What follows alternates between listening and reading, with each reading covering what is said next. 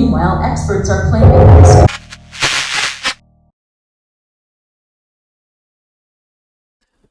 Good evening. I'm your host here at the Nocturne Collective, Nico. Once again, I would like to give a heartfelt thank you to everyone for the response thus far. We have more narrations, featuring more people, and more internet deep dives on the way. Next one is going to be about the dark web, so look out for that. For our second entry into the Twilight broadcast, I thought of no better SCP to read than that of 3008, or rather, the Infinite Ikea. So sit back, relax, pull this up on your second monitor, or use it to fall asleep. And whatever you do, don't go into an Ikea. It's honestly not that great. The meatballs were fine, but I could probably make them better at home. Item. SCP-3008. Object Class. Euclid. Special Containment Procedures. The retail park containing SCP-3008 has been purchased by the Foundation and converted into Site-13. All public roads leading to or passing by Site-13 have been redirected. The entrance to SCP-3008 is to be monitored at all times, and no one is to enter SCP-3008 outside of testing, as permitted by the senior researcher. Humans exiting SCP-3008 are to be detained and then debriefed prior to the administration of amnestics. Dependent upon the duration of their stay in SCP-3008, a cover story may need to be generated prior to their release. Any other entities exiting SCP-3008 are to be terminated. Description. SCP-3008 is a large retail unit previously owned by and branded as Ikea, a popular furniture retail chain.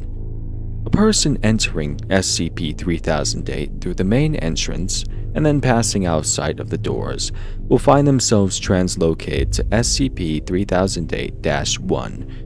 This displacement will typically go unnoticed, as no change will occur from the perspective of the victim. They will generally not become aware until they try to return to the entrance. -1 is a space resembling the inside of an IKEA furniture store, extending far beyond the limits of what could physically be contained within the dimensions of the retail unit. Current measurements indicate an area of at least 10 square kilometers, with no visible external terminators detected in any direction. Inconclusive results from the use of laser rangefinders has led to the speculation that the space may be infinite. -1 is inhabited by an unknown number of civilians trapped within prior to containment. Gathered data suggests they have formed a rudimentary civilization within -1, including the construction of settlements and fortifications for the purpose of defending against SCP-3008-2. -2 are humanoid entities that exist within -1. While superficially resembling humans, they possess exaggerated and inconsistent bodily proportions, often described as being too short or too tall. They possess no facial features, and in all observed cases wear a yellow shirt and blue trousers consistent with the IKEA employee uniform. -1 has a rudimentary day-night cycle, determined by the overhead lighting within the space, activating and deactivating at times, consistent with the opening and closing times of the original retail store. During the night, instances of -2 will become violent towards all other life forms within -1. During these bouts of violence, they have been heard to vocalize phrases in English that are typically variations of, "The store is now closed. Please exit the building." Once day begins, -2 instances immediately become passive and begin moving throughout -1 seemingly at random. They are unresponsive to questioning or other verbal cues in this state, though will react violently if attacked. -1 is known to have one or more exits located within, though these exits do not appear to have a fixed position, making it difficult to leave -1 once inside. Using any other door besides the main entrance to enter the structure, or breaking through the walls of the retail unit, leads into the non-anomalous interior of the original store. Since containment began, 14 individuals have managed to exit SCP-3008. Following extensive debriefing, all individuals have been administered amnestics and released. Incident-3008-1 At 12:37 a.m. on 2000, Redacted. a human male exited SCP-3008, followed 10 seconds later by an instance of -2. -2 caught and killed the man before itself being terminated by an armed response personnel. This incident represents the only time an instance of -2 has been seen exiting SCP-3008. A full autopsy on the corpse was performed. See 3008-2 autopsy log for more details. The man was carrying an Ikea-branded journal, seeming to document his time in -1, transcribed below, verbatim. Entry 1. So I'm writing this to document what I can only assume is my sudden descent into insanity. I can't possibly be that bad of a navigator, and yet, as I write this, I've been trapped in Ikea for 2 days. I haven't seen another person in the entire time I've been here. Thought it was a prank at first. Turn the place into a maze, get all the people out, see how long it takes me to get lost, and everyone has a good old laugh. Realized that wasn't the case when I tried to backtrack. Everything had changed, so I ended up lost. Instead of the exit, it was just row after row of bookcases. So I'm trapped in Ikea. Sounds like the setup for a bad joke. Lights went out at 10, nearly gave me a fucking heart attack. The loud electrical thunk sound, and then the pitch blackness. Place is full of beds though. My phone has a flashlight on it, but no damn signal. So I found a bed and went to sleep. Spent most of the day trying to find my way out with no luck. Did find a restaurant serving those meatballs though, so at least I won't starve. That's probably the punchline to that joke. Anyway, they were still warm and fresh, but I haven't seen anyone around who could have cooked them. Made my way back to the beds before the lights cut out again, since it's too dark to search with them off. It's 9:10 a.m. now. Lights came back on a little while ago. I'm sure I've searched the entire area around where I came in now, and the exit obviously isn't there, so I'm gonna pick a direction, hope for the best. Entry 2. Day 3 of my magical Ikea mystery adventure. If I wasn't sure that there was something seriously weird about this place before, I am now. Walked for 3 hours in a more or less straight line. Insert Ikea joke here, before I came across a ladder next to one of those huge stock shelves they have here. Climbed up to get my bearings, and it looks like this place just stretches on forever. Like that scene from The Lion King, except instead of trees and grass, it was all shelves and tables and crap. I did see a person moving not too far away though, so I headed over. Thought it was a staff member at first. He was wearing the uniform, and hell, maybe it was. Maybe freakish 7-foot-tall monster with long arms, short legs, and no face are just the kinds of things they want working at Super Ikea. Damn thing completely ignored me though, and with no eyes or ears, I can't even be sure it knew I was there.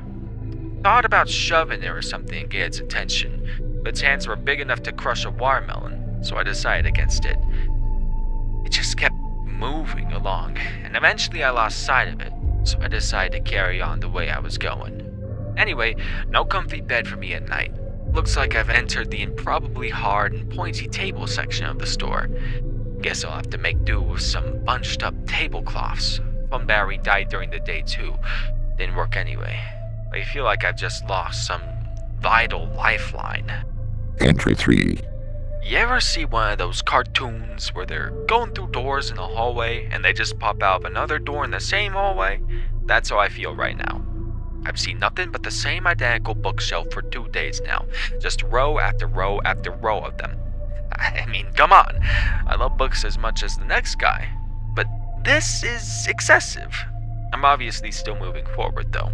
I can see the signs hanging overhead passing by. Too bad none of them say exit. Not sure who I was addressing that question to. Let's just say it was practice for the autobiography I'm gonna write when I get out of here. I'll call it My Perfectly Normal Trip to Regular Old Ikea. If I ever get out. Entry 4. Finally found some other people. Yeah, turns out I'm not the only poor bastard trapped in here. Lucky for me, I guess. My 6th night here. 2 of those staff things came at me in the dark, different from the first one I saw, but still messed up. Heard them coming. They were saying that the store was closed and I had to leave the building. All nice and polite like. Not sure which part of that was weirder, that they don't have mouths, or that they were apparently trying to kill me while they were saying it. Came at me like rabid dogs. So I legged it, spraying through Ikea in the dark like a fucking madman.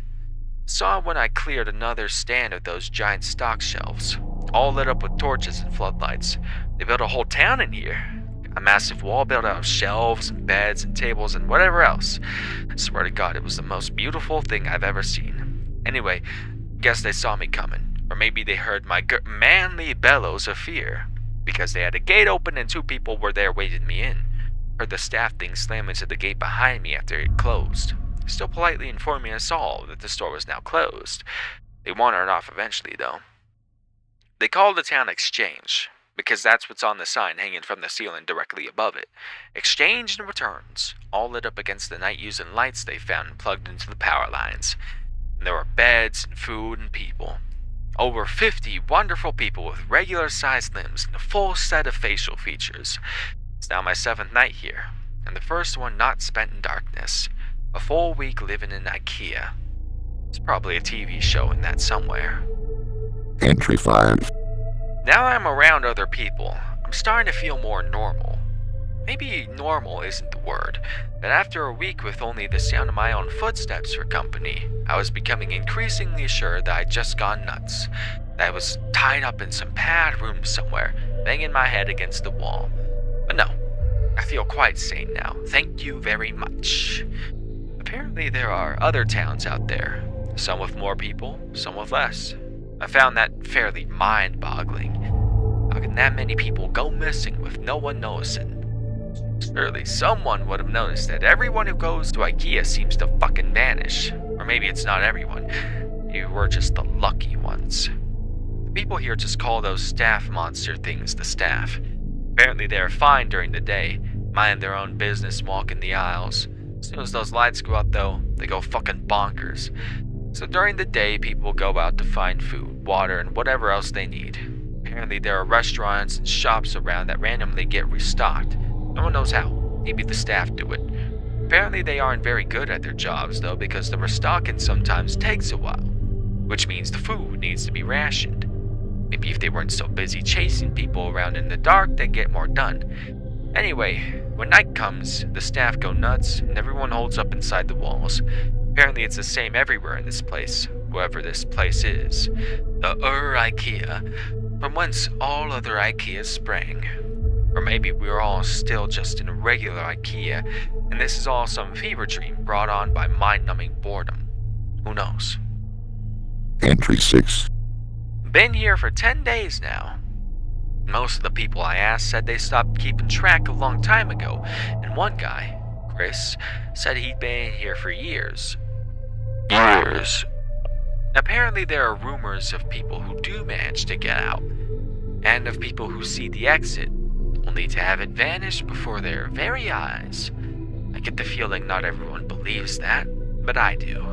Explains how we got stuck in here in the first place. Sort of. And I mean, come on. Staff monsters, row after row of high-quality Swedish furniture. I don't know why they would find a disappearing door so hard to believe in. Anyway, I went out scavenging for food at a nearby shop with Sandra and Jerry today. Once you learn the landmarks of this place, it's not so hard to navigate. The overhead signs help a lot, but there are others. Not too far in the distance, a huge section of those giant stock shelves has collapsed against each other, and way off in the east, we all assume it's east anyway, apparently Ikea doesn't sell compasses, is some kind of tower that looks like it's made of wood. Reaches all the way to the ceiling. Maybe they were trying to break out through the roof. Lights up at night, so there must be people there. But it's apparently a few days' walk. which means it must be miles away. So no one here really knows for sure. Apparently I got incredibly lucky sleeping out in the open for a week without getting ripped to bits by the staff. That's me. Lucky, lucky, lucky. We found some food in the shop.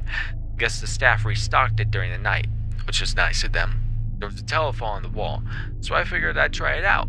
There was a voice on the other end, but they were just talking nonsense, random words joined together with no real meaning.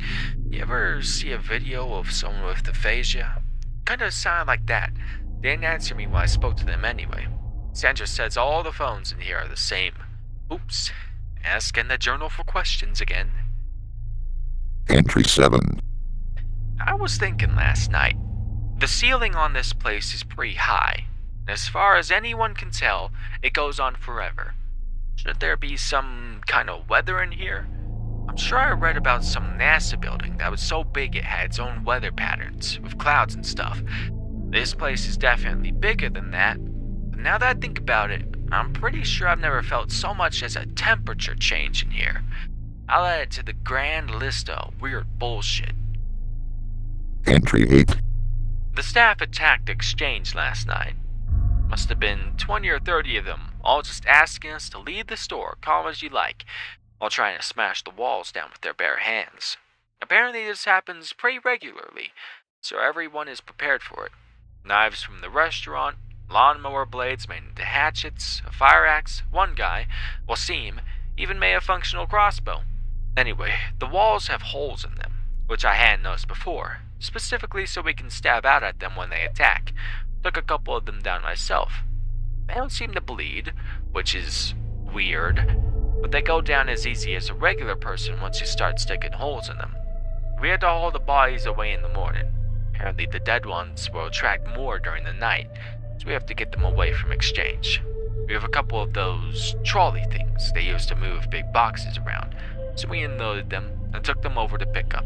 Apparently people just name everything in here after whatever sign is hanging overhead. Pickup was grisly. There were hundreds, maybe thousands of dead staff all piled up. There was no smell, which was a blessing. Apparently in addition to not bleeding, these things don't rot either. My curiosity got the better of me while we were unloading them, so I took a look at one of the more cut-up ones. They're just skin, or something that looks like skin, all the way through. No muscle, no bone, no organs. Are they even really alive in the first place? They certainly seem like they have bones when they are moving around, pounding on the walls, and I'm sure I felt more resistance than just skin when the knife went in during the night. Maybe something happens to them when they die. Just one more thing on the ever-increasing list of weird shit that goes on in here, I guess. Entry 9. Something occurred to me after the staff attack the other night.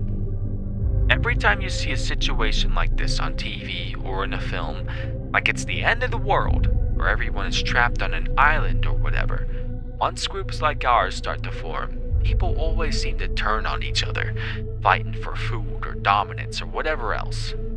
That hasn't happened here. Apparently people from other towns come by from time to time, just to check in or occasionally to trade if they are short on something. But everything is always cordial, friendly even. Maybe it's the threat of the staff, or perhaps the constant restocking of supplies in the shops means there's nothing much to fight over. Maybe people are just better than they are generally given credit for. That's a nice thought. I think I'll go with that one. Entry 10. A dozen people showed up at the gates this afternoon from a town called Trolleys. Apparently the staff broke through the walls and tore the town apart during the night. These 12 are the only survivors out of over 100. We let them in, obviously. One more point in the human decency column. Later, I asked if anyone knew how many of these towns there were out there. Between us and the new folks, we managed to come up with over 20 names, 20 towns filled with people. And who knows how many beyond that. The motto for this place should be, how is that even possible? Surely, someone, somewhere must be looking for the thousands of people that must be in here. Entry 11. I've been here a little over 2 months now. Not that much changes, as it turns out. A couple of new people showed up, same story as the rest of us. Nice little trip to Ikea. Suddenly they're trapped in Billy Bookcase's house of faceless weirdos. The staff attack the exchange once or twice a week. We kill them and haul their bodies off. Sometimes they hurt some of us. They killed a guy called Jared a couple weeks back. It was awful, frankly. Turns out regular humans still bleed in here, even if the staff don't. We tried our best, but none of us are doctors. Jared was a good guy. Deserved better. We all do. It occurred to me a couple of days after that. None of us were really looking for a way out of here. Don't even know where we'd start. Entry 12. One of those quadcopter things with the camera attached buzzed past exchange today. That meant that someone was finally looking for us, that help was on the way. Apparently it's not the first time this has happened though. Same thing happened a few months ago. Everyone is still here. No idea if it saw us, didn't stop if it did, just kept flying until we could no longer see it. Note. Based on recovery time of the journal, this entry appears to line up approximately with our first successful test piloting a drone inside Dash 1. Analysis of the footage shows a walled settlement under a sign labeled Exchange and Returns. Attempts to relocate the settlement failed. Origin of previously sighted drones is unknown. Entry 13. I started talking to people about stuff they missed from home during dinner today. Probably not the best idea I ever had. Everyone seemed pretty down after. A bunch of people here have families, husbands and wives, kids, dogs. Franklin apparently has a pet llama. I'm not sure I buy that. But apparently some of the people here have some seriously odd gaps in their knowledge. 3 of the people here had never heard of the International Space Station. 2 of them seemed to think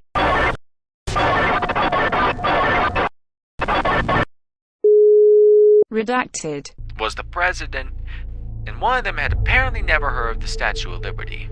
I believed them too. They seemed just as confused as the rest of us. The more I thought about it, the more it started to explain a few things. What if the reason no one is looking for all us missing people? Because we haven't all come from the same place. This is going to sound weird. Maybe that should be the model for this place. But what if all the people here have come from different dimensions, or realities, whatever you call it?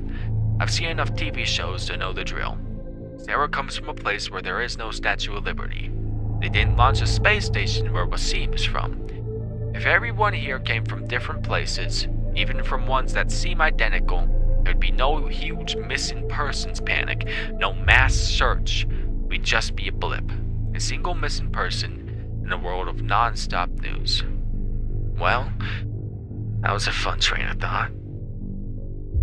Entry 14. Just realized that yesterday was the 6th-month anniversary of my arrival here.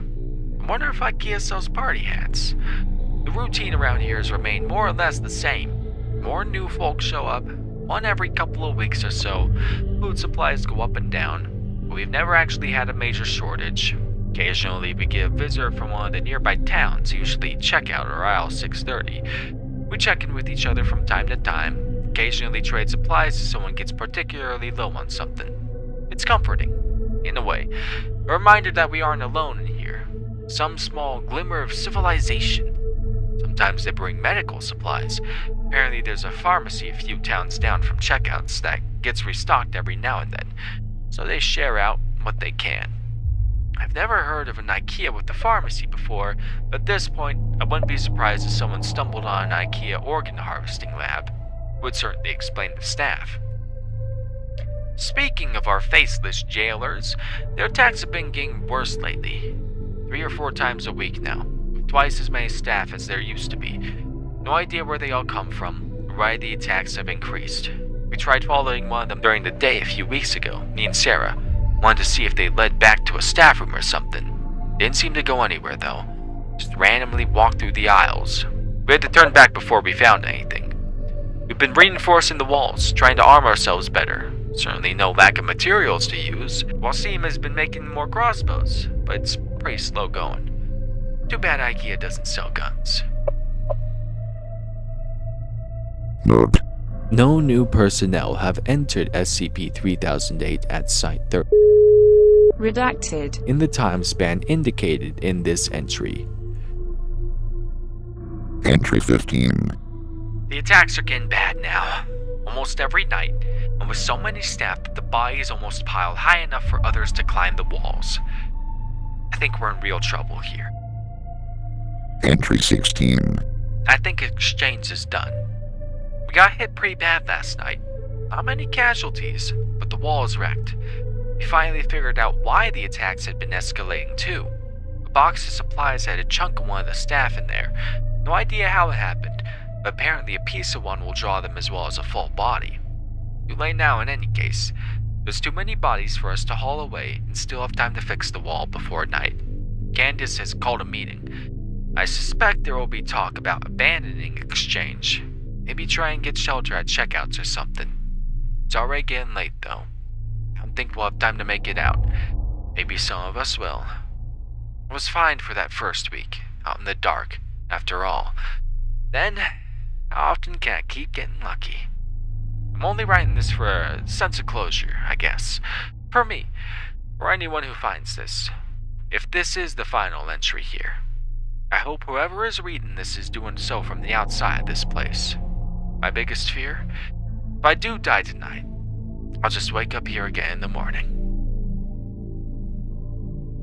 Note. This is the last entry.